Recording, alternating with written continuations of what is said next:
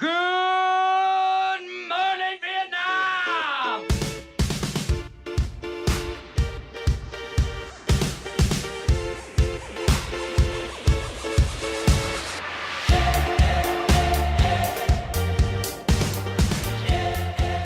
Welcome back to the Valley Voice. We are here today. I'm Dillon Tartaglia. And I'm Wyli, Erlechman. We got a great show for you all listening out there in the Valley.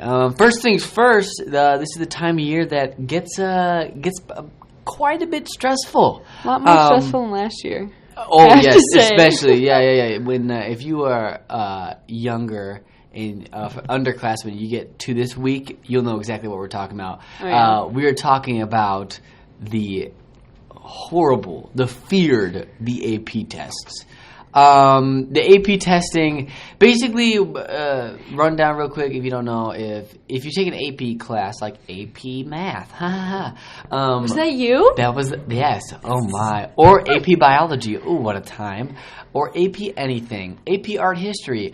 You take a class that's college level material, and then you take an impossible test at the end of the year that covers the entire year's work.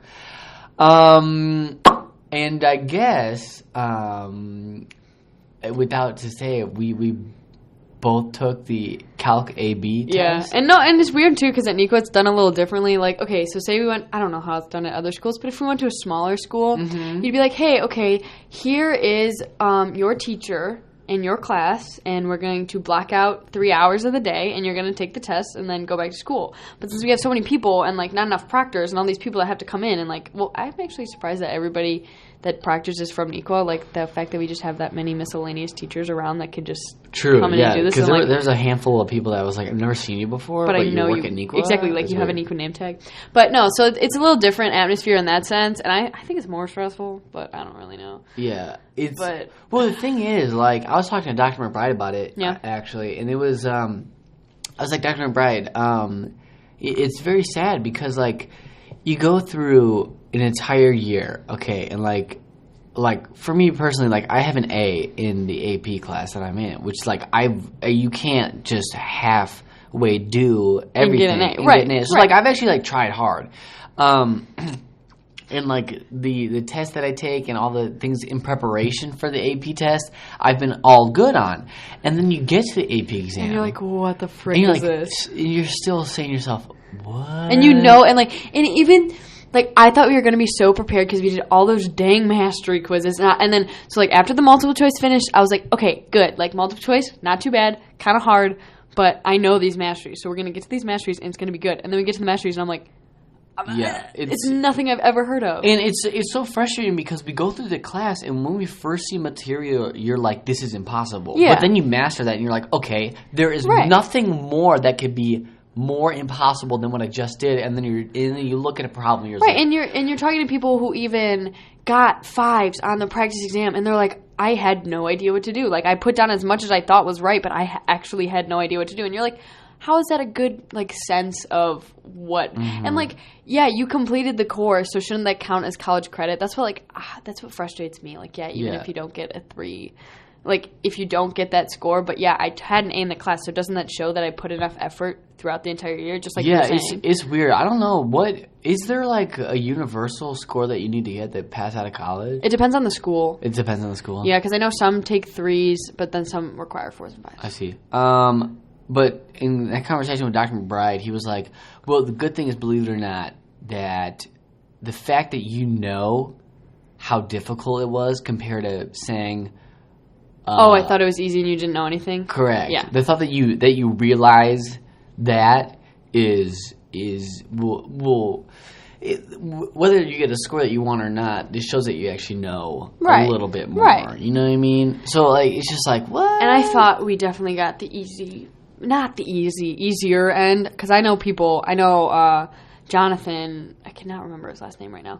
He's in my peer partners class. He was like, yeah, I'm not going to be here for the next week and a half, because he had one, like, every single day. He had 7 AP tests. And the thing is, like, you could not be taking 7 AP classes, but I know AP Gov has AP US Gov, AP, like, foreign, I don't know what it's called, like, World Gov, and then micro, macro, even though it's one class is two different. So then you have micro and then you have macro. And like, I know. What? Yeah, I know. My friend TJ, Thaddeus, Daddy, he is also taking 7 AP tests, and like I saw him like once in the past 2 weeks, and I'm like, I feel like he had pneumonia. I was like, TJ, no, but he's like, oh, bless his little heart. Yeah, and I was talking to Kingsbury, and she's like, it's gross because you have to be okay, so she literally takes a test, goes home, studies for the next test, and she's like, yeah, you're up super late studying for these tests, and then you're like, it just wears on your body taking all these tests, and like she's like, everybody, and I'm glad we took it off the bat, like that first Tuesday, because if not, everybody would be so sick. Yeah. And like she's like, everybody is so gross, but we can't do anything about it because everybody's in the same. Do it. You gotta do it. Yeah. Same boat, and it's just like, ugh. And well, here's my question: like, looking back, would you take? Well, I know you're in AP Calc right now, but would you take more AP classes or less AP classes, or what? What is your thought on AP in high school? I think you can do without it, but if you're really passionate about the course that you're taking, take it, because then you can get to more advanced levels in college. So, like, my foreign language, like, if I, like, really liked Spanish, and I take Spanish 4, and I get an AP credit, and I'm in Excel or, like, learning about Spanish culture instead, like, I would much rather do that. I see you. So, like, but if it's not, like, worth anything, and I don't, and it's, like, hard, too, because, like, I don't know what I'm going to major in, so, like, I can't say, hey, like, I'm really, you know what I mean? So I was like, well, if I'm at the position where I'm capable of taking this class, then I'll take this class and, like, see if I can get credit for it. Yeah. Well, I think my problem with the AP testing and just AP classes, you take an entire year to learn what you would learn in a semester in college. That's what they say. Yeah, that kind of bothers me. So, like, my problem is, like, if you test out of math 101, but you know you have to take math the next math up, then you're going to go up a level and you're just going to be, like, lost unless you dedicate your life that's what I get to math. So this one, like AP, I think AP class does a good job of preparing you for that independent study. Like, I know I have gotten so much better at math this year alone than any other year because I've learned how to figure things out by myself. So yes, I think the AP classes do a good job of the teachers let go and just give you the stuff, and they're there if you need them, but it's all on you basically.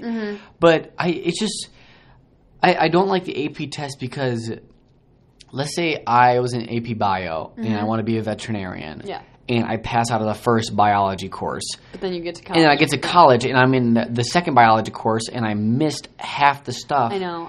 So, yeah, I don't really like the AP test. No, and I would want to, like, personally would want to use the AP test as, like, a filler credit. So, say I had to take this weird stats That's class. A good idea. I like that. That's a good idea. So then I can use it towards more productive things that I want to do. If I am in, again, that biology major in college, right? But I don't really have to take math. So if I'm lucky enough to get out of the math, then I don't have to take math, and that's fine. Exactly. Same with English. Right. If I'm in AP4, take the EP class. And you have nothing. Your major has nothing to do with English. So then you take the Gen Ed English out. I think that's a good idea. Yeah. But I don't think it's a good idea to. And I'm not sure how it works. I don't either. So, like, and every school is different. Enough, right? But like the AP test. Well, if you're an AP student in the future. Best of luck to you. And if you're on the borderline, you know, it's good to push yourself, but and it's good to push yourself, and at the end a score is a score, and you're still gonna be going to a college. Right, you know exactly. What I mean? So think about it. We're thinking about taking a break real quick here at the Valley Voice. So we'll be right back.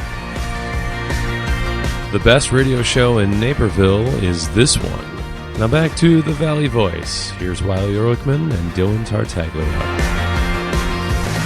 Hello and welcome back to the Valley Voice. I am Wyli Erlechman. And I'm Dillon Tartaglia. Okay, and today we are talking about dinosaurs. And I really like dinosaurs, to be honest. Just saying. Like a dinosaur. Yeah, and like it's like unfathomable to me that like these things lived on Earth. But okay, So recently they discovered a new dinosaur in Montana. Well, they were actually digging for a different dinosaur, and then they happened upon the tail of one of them, which it was a tail of it's called an ankylosaur. An ankylosaur? That's what I'm going to say it's called, yeah. And so what they did, they were also looking for another one, and they are very rare in the first place to find, like this ankylosaur. So they were looking for a totally different species or breed of dinosaur. So then they happened upon it, and then they found the tail of it, and then they also further in following the bones of it, they found the head of it, which is super uncommon because you either find the tail or the head because the type of bone structure that this animal has is succumbs to fragmentation or whatever the heck you want to call it, or decomposition easier, so it's broken off and separated into different ones. But this is a random cool fact, and this is why people find this one cooler than not cooler, but it's more in the news than the other ones, is because in Ghostbusters that came out in 19 whatever, the original Ghostbusters, yes, the original Ghostbusters with Dan Aykroyd, they found Zulu is the main mean demon person, right? So this main mean demon person is actually looks exactly like this dinosaur that they found. But so that one's a little munchkin version. That one's a little bigger than a person. Oh, I don't know. It ends up being pretty big in the end. Either way, it's person size, right? Okay, yeah. But then they found this one, and it ends up being it's really big. You could see it's your height, but it's super long. But they actually were able to name it after Zulu. So after it's called, the Ghostbusters? Yeah. So it's called Zool Crew. Oh my God, I'm gonna butcher this right now. Zool Crew Rivestor, whatever. I don't know what it's called. Zool Cruvestars. I don't know. Cruvestars. But so the first name is the specific name for that one. Yeah. And then the second one is I just took biology a long time ago. But the second one is the more general one. So it's this huge freaking thing. But what's really cool is when they found it. Yeah. They actually have. Okay, so what happened was the sedimentation, where it died, very well preserved it. So what happened is they can find not only the bones, which is super the bare, because that's what's normal. They have scale samples and skin samples, so they can go in, not skin samples, bone. What's between the bones? Marrow. Yeah, no, between the bones, cartilage and stuff. They have that kind of stuff. The spacer stuff. Yeah, between it. Yeah, so it's still kind of covered, and some of it is covered in skin cells and the scales and everything. So they can actually get a super good representation of this animal. Well, we're seeing things that long as 20 feet long. It's so cool. But as big and as massive as a rhino. Yeah. So a big hunk that just never ends. Imagine a boat. Most boats are not 20 feet long. No. Just a regular boat. I'm going fishing with my friends. An animal that that's huge. Yeah. That's and I think of huge. it more as so the head it's just a giant brick of a head. It's this giant circle, but it looks the horned lizards. That it just reminds me of a bigger one of those. That's what I think of it as. But it was actually really cool. So they found it in Montana, and I don't know Montana? Yeah, in Montana. Oh my gosh. So I always forget that the U.S. is a big hub. Yeah. Where the Grand Canyon was and around that area, there's a huge hub for dinosaurs. So, but they found it in Montana, and then the research institution that found it in the scientist group, I'm not sure what the group is called, that took it in and is doing running all these tests and everything. Dan Aykroyd was actually hey, I want to go take a picture with this thing and go see it. So the guy from Ghostbusters? Yeah, so he went. Oh my god! And he went and saw it and took a picture with it, and then now it's called Zool Christopher, whatever. That is so cool. Yeah, so that's my random little rant about dinosaurs because I like them a lot. No, that's awesome. So it's cool. 2 horns sat on the school Bible. Whoa. That's crazy. Yeah. That's crazy. Well, here's a question, because this is a stretch right here. Yes. But you know how people look different wherever you go in the world? Dinosaurs, are you asking if they do that? Right. Do you think dinosaurs from North America look different from dinosaurs from Well, yeah. Well, think about animals. See, okay. But right? I don't think they have pterodactyls in the United States versus pterodactyls in Asia. Do you know what I'm saying? I'm asking, do you think they do? I don't think they do. But maybe there's different colonies. Right. Right. Because if you look at just look at how different deer, right? Different deer evolve in different parts of the world, in Asia. But it ends up being a different species. Right, but they're very similar. Yeah. Like a deer's a deer, but like the specific whitetail in North America. And I think it does, because that's what I was saying, how this is like an ankylosaur. So it's from a family? Because I was going to say, do you remember the big spiky one with the big club as a tail? Yeah. So is it in that family? Probably. So these ankylosaurs are like very rare in this area. Ooh. So then this is I don't know enough about the different species of it and the different families of what it's like in specifically, but I don't know. I guess that would make more sense. It'd be kind of cool. Yeah. Like imagine different colored pterodactyls. I know. Or like one would be like really skinny and one's what's so weird really is like I know we talk about mass extinction sometimes in astronomy. Mm-hmm. And sometimes that like it's so weird to think about like there was a civilization of dinosaurs, and then they're gone. And then what? There's a civilization of humans, and then what have we gone? I know. What's next? Like, isn't that so weird to think about? Like we're gonna have plant people. Like this was like it for these dinosaurs. Like this was like I know. They had it all, and boom, it was just like a reset button, and now we're humans. Not even reset. It was an extinction button. It was a reset for Earth, not for them. Oh no! Yeah, no, exactly. But isn't it so wow? Like whoa. So cool. It's really cool. It's really cool. I think if you want to watch your Ghostbusters and then do your research on the Zulu? It's Zool, Z-U-U-L, and then Crystal whatever. Zool Crystals. Yes. Check out Zool Crystals. And we're going to check out here in the Valley Voice, and we'll be right back. Talking about the things that matter to you. Back to the Valley Voice. Here's Wyli Erlechman and Dillon Tartaglia. Hey, Nico Valley. We are back here from the Valley Voice. I'm Dillon Tartaglia. And I'm Wyli Erlechman. And juniors or seniors or maybe sophomores if you're lucky. Not me. Do you have a license? Maybe yes. Okay. Do you drive a car? Sure. Every once in a while. There's a house that now wait, time out. Yes. What if someone drove a car into your house? What would you do? Someone actually drove a car into the house like 3 houses down from mine. What would you do? I'd be pissed. You'd be a little angry, I'd right? be angry, yeah. Would you put up some signs saying, "Hey, don't drive into my house"? Well, if it happened more than once, yeah. What if it happened 48 times? I'd be pissed. I would move. I would move. So, what happened is, in China, there's this not house. In Nico Valley. No. In Nico Valley. So don't worry. Don't be dumb. And so we're saying if you're running your car car to a house 48 times, you're making people angry. No. So there is this house. Oh my God. I'm not even going to try with names, okay? But there's this lady that lives with her husband and child in China. In the... oh my gosh. Daging. Okay. Province. Yes. In China. Okay. So her house has been hit by 48 different cars in the span of the last 12 months.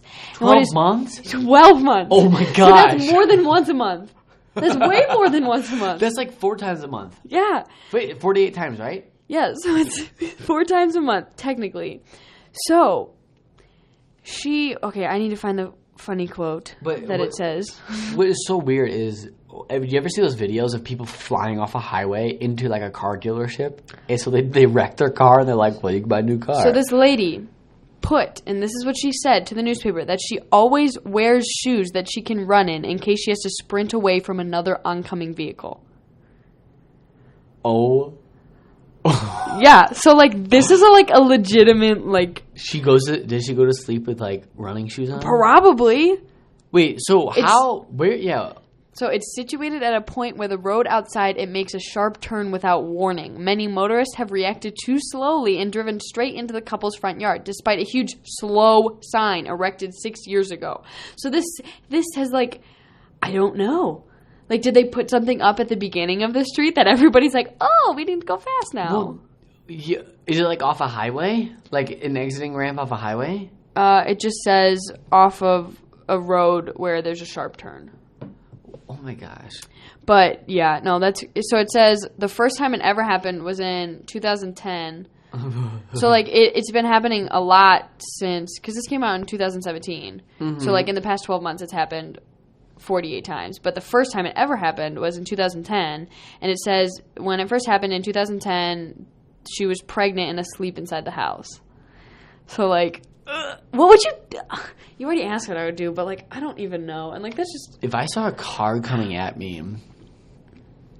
I wouldn't want to get in front of it and tell it to stop, because, like, if they're already stopped... And they're already, like, I don't know, but, like, and what's crazy is they're currently campaigning to either move the road, which would be really expensive, and is understood that it might not be a plausible situation to happen, but they're going to move the road, or she's asking to get enough money so she can buy a new house. Why don't they just put a speed bump there?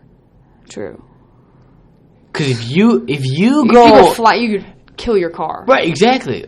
I'm just glad no one's gotten injured at this point. Yeah, so no one has gotten injured? No. Not even the drivers? No. Are you sure? Yeah. Oh my gosh, that's crazy. I would put definitely a speed bump, and then how about those big, like, guardrails? Or the freaking traffic circles. Oh god, traffic circles are I hate horrible. traffic circles. In Florida, where my grandparents live, it's not a traffic circle. It's like a halfway traffic circle. It's a half circle. So where you have to go slow enough to swerve around a cement ball. Yeah. And there's those, you know, when you go on the side of a highway and it's like the wake up tracks, you go. The little bumps. So yeah, it's either you hit a bunch of those bumps or you hit a cement wall or you do the cone thing. Well, I always just drive over the bumps because it's really annoying. Because like it used to be a mound. It's not like a. I don't know. The ones around here, like, there's trees in them. Oh. So it's just like a mound of cement? It's just like It's like a nice big ball. It's like a sculpture. So how do you drive over it? No, you drive over the bumps. You said you drove over the thing. Like, you just said that you drove over the thing as in the... Okay. Because it's a real pain in the butt. Traffic circles, I like going around them more than once because it freaks people out. So you're the person that I would hate. Yes. I hate traffic circles. Traffic circles are so funny because no one knows what to do. Yeah, I know there's a giant, it just reminds me of a giant traffic circle, but in Solon, Ohio, where my cousin lives, they just, like, converted this, like, intersection into a giant circle. So you just got to go around, but then there's two lanes and it's confusing and you don't know who's going where. And it's like, what? Two places that I've been to, in Indiana, the rest of my family lives in Indiana. There's a huge, like, in, like, a mall area. There's just, like, huge, like, circle thing. But I was lucky enough to go to France, and one, like, the big city squares was this, like eight-way enter to the traffic circle. So like just 8 streets that fed into this traffic circle, and you would go in circles until you got to the outside of the circle, and you can exit. Maneuver your way out. It was so scary, and we were driving in these they're called Twizzle cars. Yeah, they're little baby electric cars where someone sits in the center of like a cockpit and someone sits behind them.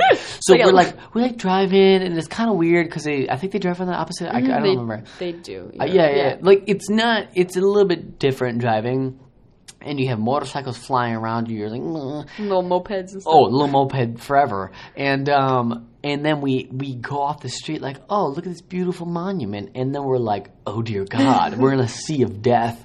And that'd be so scary. It is scary. But I know, and like, I don't know.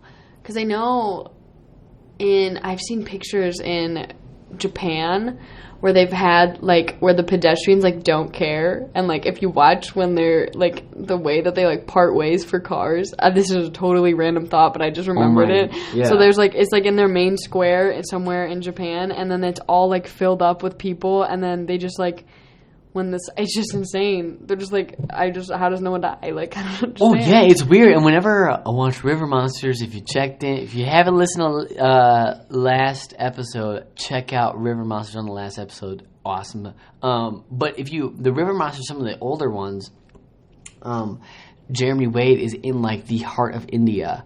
And it's insane. Like there are, like, people riding horses on the street. There's mopeds with, like, 10 people attached to it. So and you're just like, crazy. first of all, I don't even know how that's still working, but that's okay.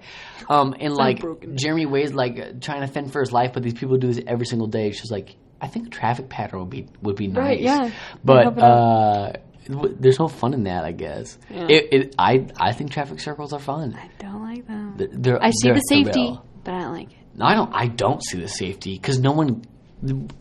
When you have to go through a traffic circle in a rush, you don't care about who else is there. You like bite the bullet and go. You know what I mean? Yeah, what I think need to be there are yield signs. No, because then everybody's like, "Oh, screw the yield sign. I'm just gonna go." But everyone treats a stop sign like a yield sign. Sign. I can't speak. English is hard. I guess. I don't know. English is hard, but hey, if you live in the valley, wherever it is, and you got a nice little car, or maybe a nice little baby car, a Twizzle, be safe on the road. Mm-hmm. Yes. For the Valley Voice, I'm Dillon Tartaglia. And I'm Wyli Erlechman. And we'll see you next time. See you later.